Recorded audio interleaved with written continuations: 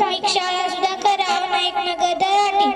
सर्वप्रथम तुम्हा सर्वांना प्रजासत्ताक दिनाच्या हार्दिक शुभेच्छा। आपल्याला सर्वांना माहिती आहे की आपण आपल्या देशाच्या प्रजासत्ताक दिनानिमित्त ते जमलो आहोत। हा दिवस एक राष्ट्रीय उत्सव मानला जातो।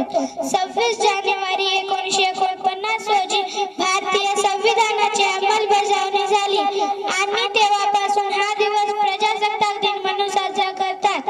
या दिवशी राजधानी नवी दिल्ली येथे राष्ट्रपती राज्यध्वज फडकवतात। प्रत्येक शाळा, महाविद्यालय आणि कार्यालयात प्रजासत्ताक दिन साजरा करतात।